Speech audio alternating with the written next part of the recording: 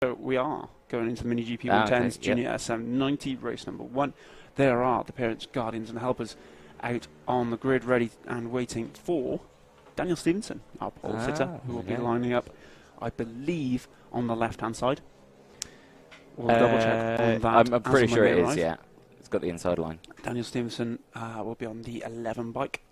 Mason Greasy lines up alongside him on the 28. He'll be in second place. Joel Grieg will be in third. Joe Mostica will be in fourth position, followed by Ruby Booth in fifth. Ollie Pearson will be in sixth place. Charlie Pearson behind him in seventh. Ralph Croft starts on the fourth row of the grid, eighth position. Charlie Ward alongside him. Billy Carter will be in 10th. George Bartle 11th. Buster Sherman Boyd starts 12th. Brooke Champion is in 13th on the 110 bike. That's the first of our 110 runners. Jack Newton will be in 14th. Hudson Cooper in 15th. Harry Pell starts 16th. And the other MGP 110 bike, Kyra Nelson, starts in 17th. There we go. So as you can see there, last of the bikes just lining up on that grid there. Still plenty of action to come, as you can see Alan there running. It's a rare sight, but there he is. And I say lots of high-vis on the grid. Of course, lots of the parents, this being one of the junior classes, as go down. And you know what? That rain has just started to come pouring down. It has, just as we speak and look at the grid. Yeah, you can see people looking around saying, oh, yeah, the rain's coming down. Daniel Stevenson in the black on the left-hand side. Mason Greasley with a little orange. Is it orange trim or red? I'm going to say orange trim. We're trying to clear the grid now. Of course, bike's just starting up and that rain is intensifying, as you can see. So now this, of course, is going to be very different conditions to what they've just had. But the green flag goes up. We're ready for race 1. Green flag is going down and we're off. There we go. Bit of a delayed start there, but everyone gets away well. A couple of wheelies from further back on the grid, but everyone getting away quite cleanly through that first couple of corners. Now the rain is still obviously just started to pour down, so that's going to mean different conditions to what they've just had for qualifying, but everyone seems to be getting through quite well. Not a great start for Mason Greasley, Anthony. He's dropped a couple of positions. He looks to be back in fourth or fifth as Daniel Stevenson pulls away at the front. All riders away safely though. Yeah, as you can see there, 9 laps for this race as they go through the S's now, as everyone slides through, so good to see at the moment. But yeah, who have we got there in second place? Is that Mostica? Is that in second? Or third now? We'll have a good look. But it's around the corner. Greasy back up in second position though. So as we go, oh no, it's third position. So I should say there was someone flying ahead. I didn't see him. It was completely out of shot. Yeah, Stevenson is way away at the front. He's climbing the hill already. There we go. So Stevenson already flying away. I didn't even notice him there. I thought we were looking at the leading pack, but yeah, that was there. He is there. He's got several bike lengths on everyone at the moment. Yes, I believe that's Joel Grieg coming through in second place. We'll confirm that as they cross the line. You see the rain in this shot better than any other, and yeah, just coming over the line there. Joel Grieg confirmed to be second place. Joe Mostica in third. Mason Greasley has recovered to fourth, and Ruby Booth has held position in fifth. Good start for Ralph Croft. He's come from 8th up to 6th. Ollie Pearson is in 7th. Billy Carter in 8th. 9th for George Bartle. And in 10th, Charlie Ward. Yeah, so everyone's still going through nicely. But yeah, Daniel Stevens is already clear by 2.7 seconds. He's absolutely flying through, even after one lap. And of course, his last lap time as well. His last lap time, 1:12, compared to second place Joel Grieg, 1:15. So there you go, three seconds a lap faster. And again, it shows on there. But these guys, the battle still for second position is still fairly close. You've got, obviously, Joe Grieg, Joe Mostica, and Mason Greasley. They're still very close out there, and they're going to give us a tight battle, I believe. Yes, Daniel Stevenson's advantage was apparent in qualifying. He did a 1:11.3, and his nearest challenger, Mason, did a 13.82, which shows just how fast he can go. Yeah, we were just looking at Hudson Cooper there on the 217 bike. He had a bit of company there, I believe, Brooke Champion on the 46, and Jack Newton as well on the 135. So they're down in 11th, 12th, or 12th, 13th, and 14th position at the moment on there. But 7 laps to go. Daniel Stevenson still leading the way. He's clear by 3.7 seconds now, so he's improving that advantage as the rain is still pouring down. We weren't expecting this rain, were we? It's getting significantly wetter I would say it's not quite ruined the track in terms of grip. It's still got some grip to it. As you can see, our riders aren't quite tiptoeing just yet. We're following the battle for second place, I believe, Anthony. Yes, yeah, I believe we are. And of course, you've got to remember, these guys all started this race on slick tyres. So there you go. So they're still on slicks. And it is wet out there. And of course, that just shows you how coarse this track is and how grippy it is. And this is further down, there's the 46 Brook Champion there, we just saw going through. And the very bright yellow machine here of, say, Brook Champion there as they go through. 12th position at the moment. And nicely done around those corners, everyone flying through. Yeah, as I said earlier, that big right-hander Luna is imperative to get that run up the hill. Anyone compromised on the exit will be compromised for a very long time around here. As we pick up the 217 bike.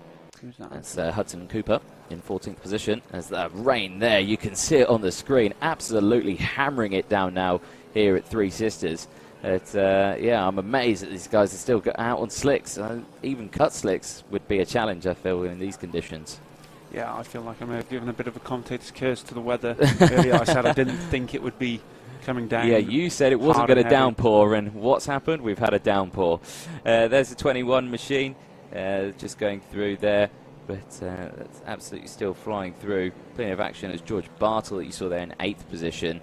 Again, everyone going a bit more cautious, I think, now as that rain is intensifying, as we've got 6 laps remaining. But Daniel Stevenson still clear by 3.3 seconds at the front. Joel Greig still second, Joe Mosey-Mosticker third, and then it's Mason Greasley in 4th position, Ruby Booth in 5th, Ralph Croft in 6th, Ollie Pearson 7th, George Bartle in 8th, Billy Carter in 9th, and Charlie Pearson rounding out your top 10. Now, Joe Mosey-Mostick has just moved up into 2nd position on our timing machine, so the 27 machine. Here we go. We're looking at it now on your screen.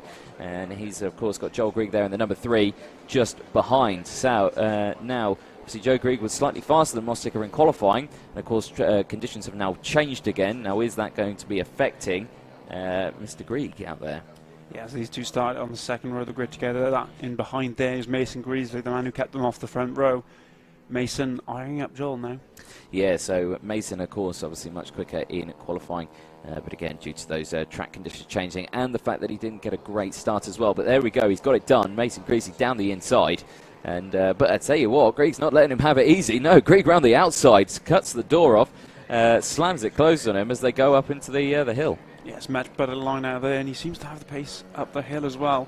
As we come up over Oblivion now towards the summit, there is your race leader, Stevenson. Here's second place Mosticker, and then you have Greig and Greasley.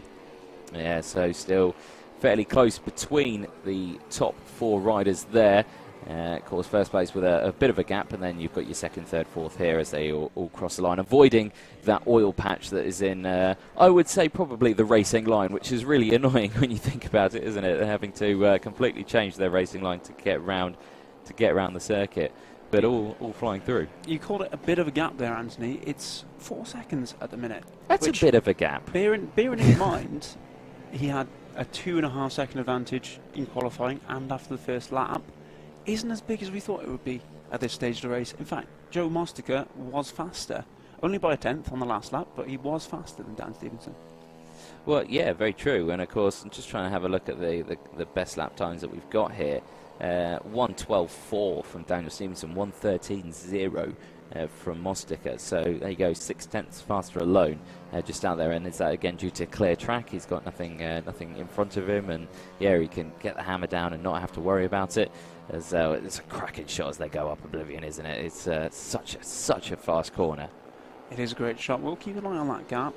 Mason Greasley appears to get a lot closer to Joel Greig in the early stages of the lap, the twistier section, but then loses him on the straights. That gap now, yes, has increased by about 4/10 on that last lap. A 13.0 for Dan Stevenson, a 13.4 for Mosticker. So pace not affected too badly by the rain, which I think is starting to slow down now. Yeah, it seems to have eased off slightly. I mean, we can't see anything out of our comms box now. We're in a grey container on completely the other side of the circuit from the actual main paddock. And yeah, it's nice and dry in here, would like to say. So I feel sorry for any spectators out on the hills or anything like that. We do apologise that you are stuck out in the rain, but unfortunately, that's what you have to be a committed spectator for the British Mini Bike Championship. So you may have to get wet at one point. But this is Mr. Greasy again on this first part of the section circuit. You were saying that he manages to close up that gap on Grieg, and there you go. You can visibly see that gap's closed up. But then when we get onto this faster part of the circuit, it just looks like he's struggling there.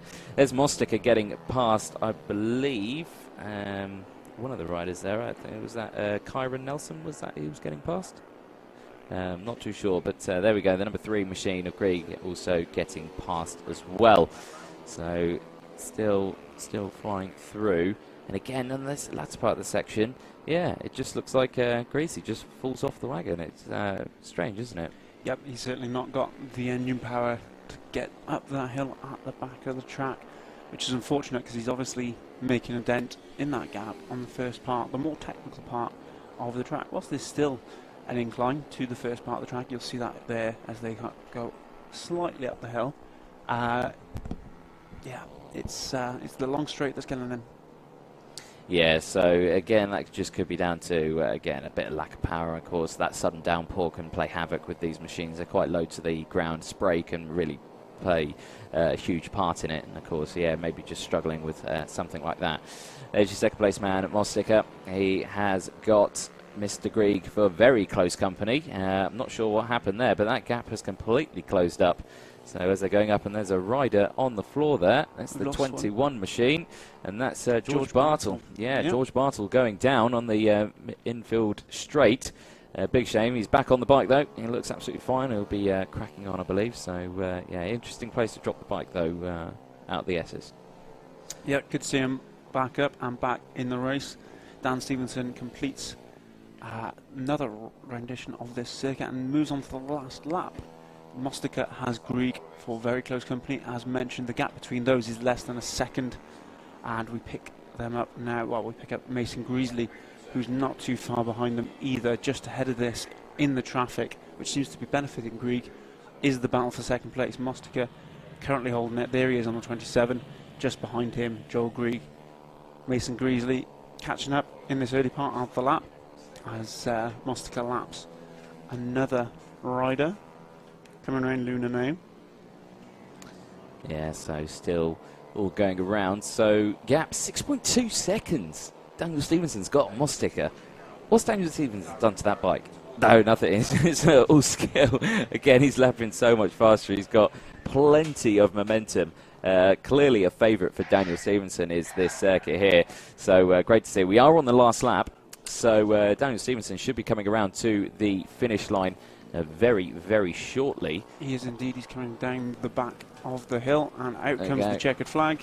So very convincing win there for Daniel Stevenson. Mostica taking second, very close behind in third, Joel Grieg, and then Mason Greasy just crossing the line there now. Hudson Cooper crossing the line, Brooke Champion crossing the line, and Harry Pell crossing the line, 13th, 14th and 15th respectively there after the checker flag has gone out.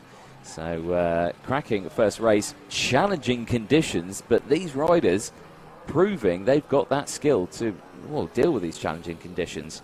Rest of the riders crossing the line now. Kyron Nelson crossing the line, he's down in 16th position. Ralph Croft in 6th crossing, and it's the rest of the field just coming through. Yep, good race for Ralph Croft. He overtakes Charlie and Ollie Pearson in that to become the first of the novices.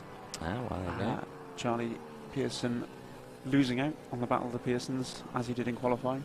They finish 7th and 8th. Ruby Booth holds 5th from the grid. Yeah, Billy Carter crossing up in 9th. So everyone getting through. You can see the last riders crossing the line now. This will be Jack Newton moving up into 10th place. And Buster Shearman Boyd in 11th. Charlie Ward in 12th position. That's race 1 of the day.